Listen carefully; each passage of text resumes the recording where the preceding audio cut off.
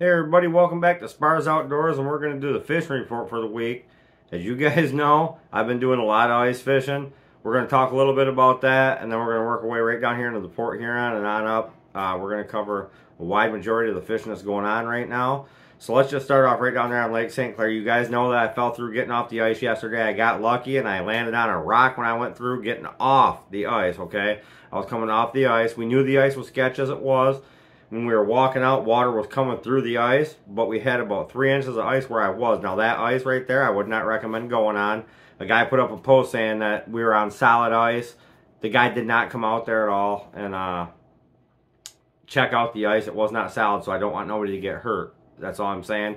The guy might have thought it was solid because, you know, we're sitting out there on the ice catching fish, and we were getting nice bluegills there. We absolutely were, but the ice is not solid. It's very soft. Very, very soft. When you're walking, your feet are going through that ice where I was there at Cracker Boat Launch. Now, with that said, if you can get out there, there is fish. I'm not going to tell you not to go. That's one thing I won't do is tell you not to go, okay? There is fish there to be caught, and they're big. They're coming in waves. We didn't get a limit there. The fish we got was from 3 different locations, so keep that in mind. Now, there's a lot of good fishing going on. Now, you guys probably have already heard the ice blew out at Metro, okay? People had to get a boat ride back in there, but the shoreline ice, it's rotted. You know, we've had warm temperatures. It's locking up a little bit at night, but it's not locking up. It's just kind of hardening up. It's not locking up.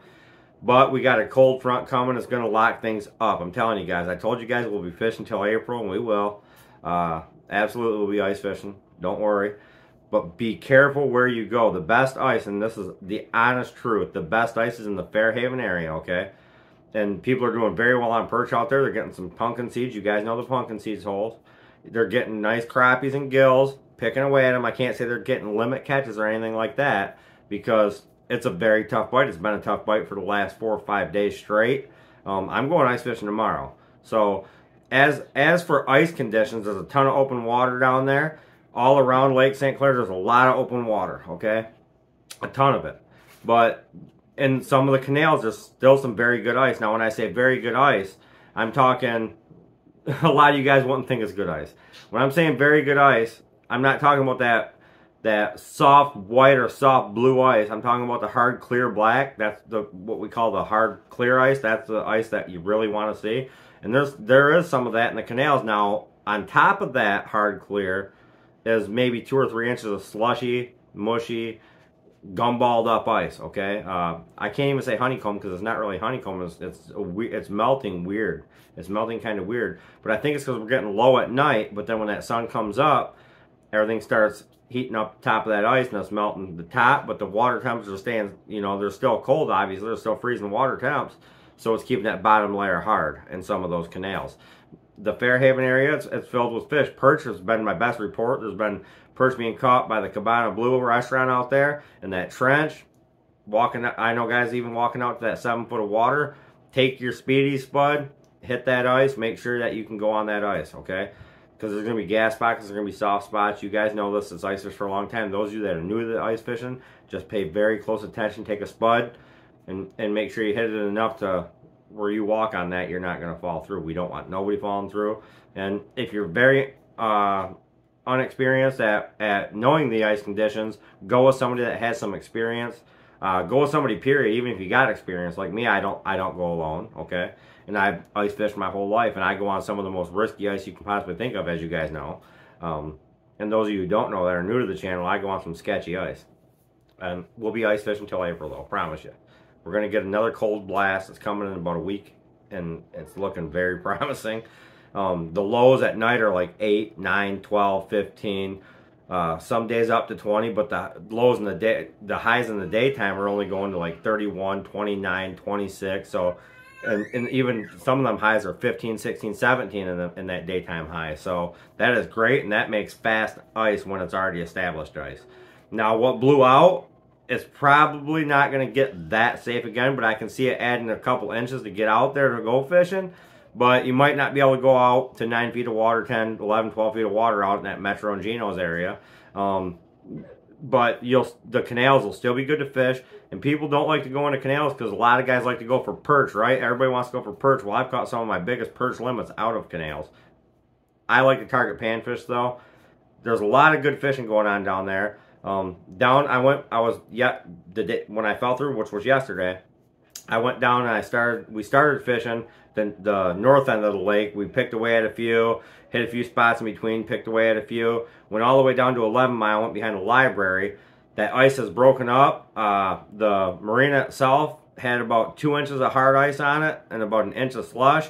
But as you got closer to the mouth of that thing, the ice was actually moving.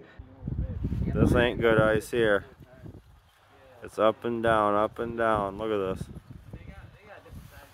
Look at this. This is not good ice. Even in here, the ice is up and down. Look at it. It's crazy in there. Just let that go. Don't even the perch that were in there weren't even worth going after. I'll put it that way. We didn't catch one perch that I'd keep. People were catching perch they were keeping, but they were calling them 8s, and in reality they were like 6-inch perch. Okay, and again, that's 8 inches. So you just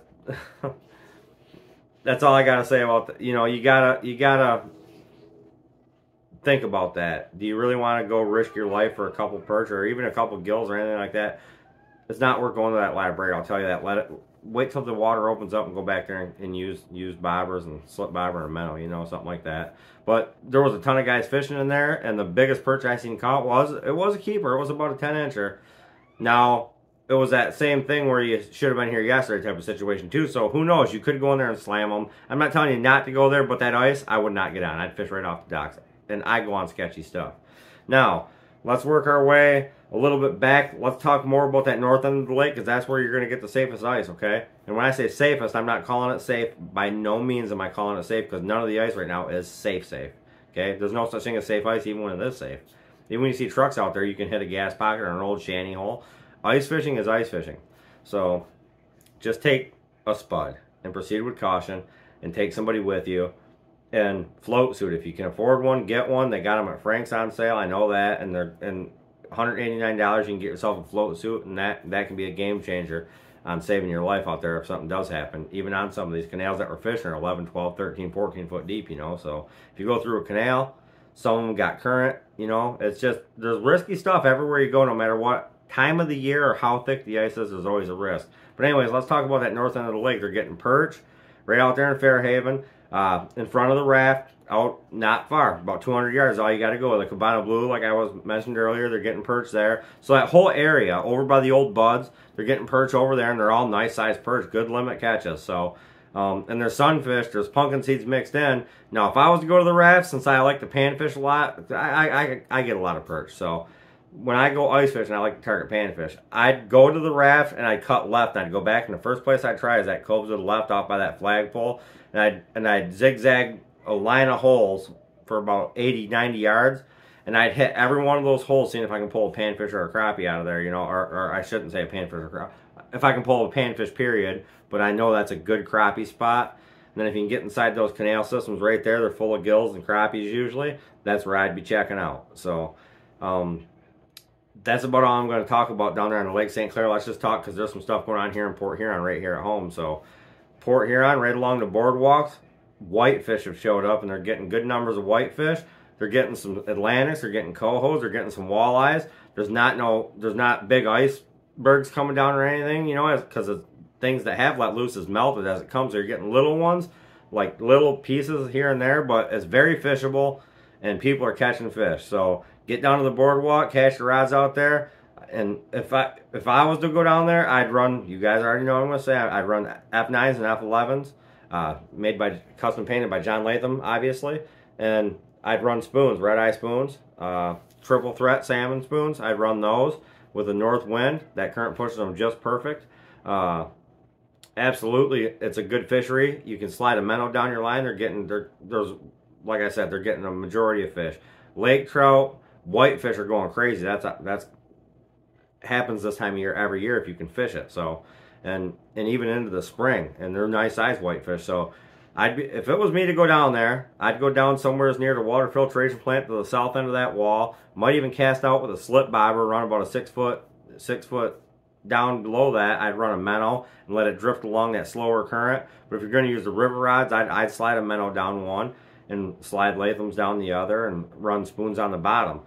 So you're getting your variety of fish. You're getting your cohos, your Atlantics, your walleyes, and your whitefish and lake trout, whatever. So Port Huron's, the whole boardwalk's good spot to go. Throw your rods in, set in the car, wait for your bell to go off, whatever you want to do. It's a good place to go fish and catch some fish. Now, the inland lakes around here, they're rotted. I would not recommend going on any of those ponds. Head up to Lexington Harbor. Open water fishing's doing pretty good. My buddy got 3 steelhead yesterday. So there's still some guys getting on that ice. The little pieces that are left, I don't recommend it. So when I'm talking about this harbor, I'm just going to tell you to open water fish it. Same thing with Port Sanilac. Open water fish it. You know, use live bait. You know, wax worms do real well on a tungsten under a slip bobber. Spawn bags do real well under a slip bobber.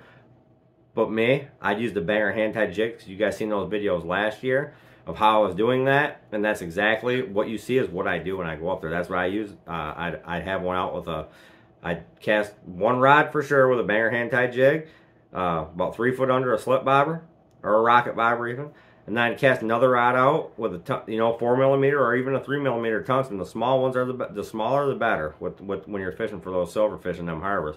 And I'd run a ice spike by Thump 'em, and I'd pick the natural color. I'd probably go with more of the quicksand or the rainbow smelt color, or even I know the pinks and the orange. You want to go to that for steelhead, but they like the metal looking colors, you know. So go with those ice spikes. Even the wax wigglers work. I've caught them on the wax wigglers, don't get me wrong, but the ice spikes, I definitely use ice spikes. I'd use White Wonder, I'd use quicksand.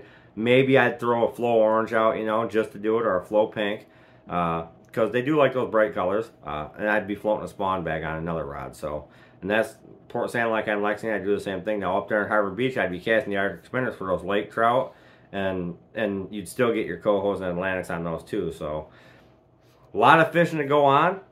Just get out there, get fishing. It's a good time to fish. Be safe if you go out on the ice. And that's about all I have for you guys for the fishing report for this week. So I will see you Thursday for that big giveaway. That Latham box, we're actually doing 3 giveaways. It's going to be a great giveaway. You have to be subscribed to this channel. You can't just subscribe for the giveaway and then unsubscribe, because I'm going to watch. And people that do that, they're going to no longer be able to get any giveaways. So you're not just going to hop on a channel to win something and then hop off. You know, that's fake stuff, and I don't deal with that. But anyways, thanks everybody again for watching Spars Outdoors. If you're not subscribed, make sure you hit that subscribe button, hit the bell for notifications when I post new videos. And I'll see you guys Thursday for Thursday's giveaways, guys. Thanks for watching.